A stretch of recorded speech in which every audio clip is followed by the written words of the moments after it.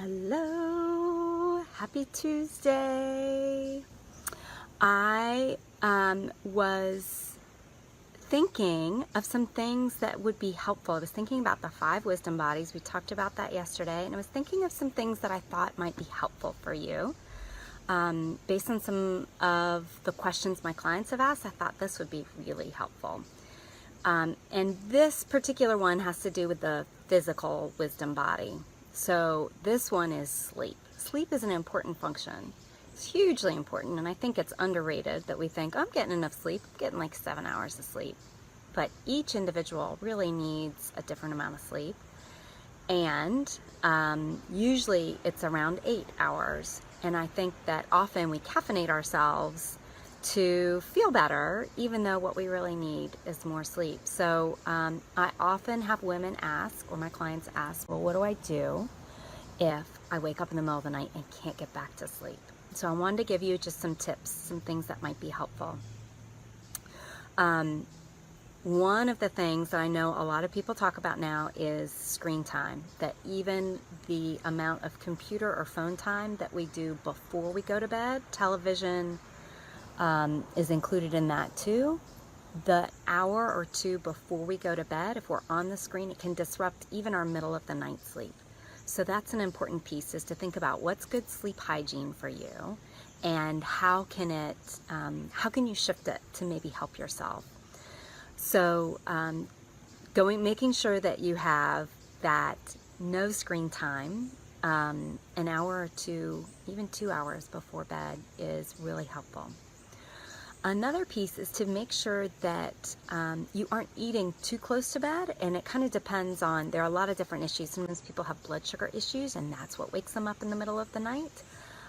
If you do have blood sugar issues, you can talk about chromium picolinate is a mineral that is really helpful in stabilizing blood sugar, and it's really inexpensive to buy as a supplement, and that can help stabilize your blood sugar. But you also want to make sure that you aren't eating too close to bed so that it doesn't disrupt your sleep cycle as well. So there's this balance of when can I eat? And so it's something that you have to experiment with. When can I eat, and how much can I eat before bed? And what do I eat? So are you eating potato chips at night before you go to bed? Or are you having a cookie before you go to bed? Or, a lot of people get those sweet treats at 8, 9 o'clock after dinner. That could also be disrupting your sleep cycle. Another thing I always have people look at is caffeine. How much caffeine are you drinking, and what time are you stopping during the day? And note that some people are really sensitive to things even like decaffeinated coffee in the afternoon, because there's still a little bit of coffee, or decaffeinated green tea still has a little bit of caffeine. Or I'm super sensitive to dark chocolate. I love dark chocolate. I usually have 100% dark cacao, but I can't eat it after like 3 or 4 o'clock, because it'll disrupt my sleep. It'll either keep me up or it'll wake me up in the middle of the night. The other thing that you can do comes from more of an Ayurvedic approach, which is making sure that your feet are oiled before you go to bed. It helps lessen the worries in the mind. It's Vata is one of the pieces in Ayurvedic medicine, and that's where we have a very active mind. So making sure that if you oil your feet or oil your hands, I noticed a big difference when I started doing that. I also take a tablespoon of coconut oil before bed, because it helps ground me and center me. I've heard some people say that even taking a rock to bed, putting it under your pillow, can be really helpful. If you wake up in the middle of the night and you're trying to get back to sleep and you're really struggling, you could try deep breathing. The vagus nerve, it goes all the way down.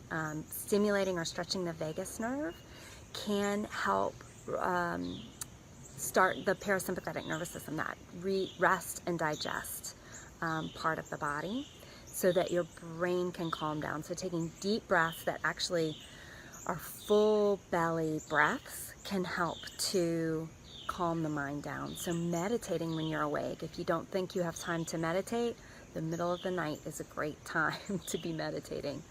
There are also certain poses in yoga that can help with either that you could do in the middle of the night when you wake up, or that you could do before you go to bed to, again, help calm the parasympathetic nervous system. I like to meditate before I go to bed at night. I like to do a few yoga sequences that are very calming, forward bends, child's pose. Those twists can be really helpful if you have back issues.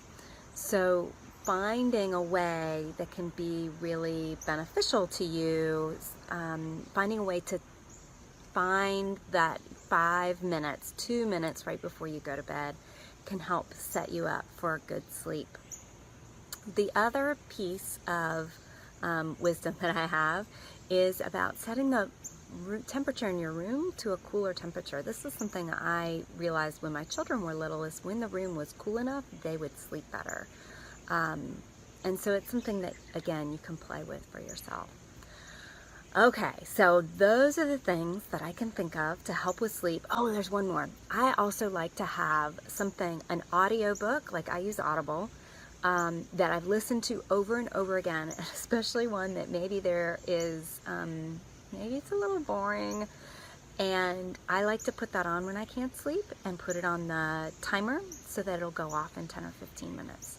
So see if those work. Let me know if you're still having trouble with sleep, because sometimes it can be a disruption in other systems, like an energetic system or an emotional system, and I would love to hear how you are doing with your sleep, because that's a very important part of the wisdom body. Okay, I hope that's helpful, and I will talk to you soon. Bye.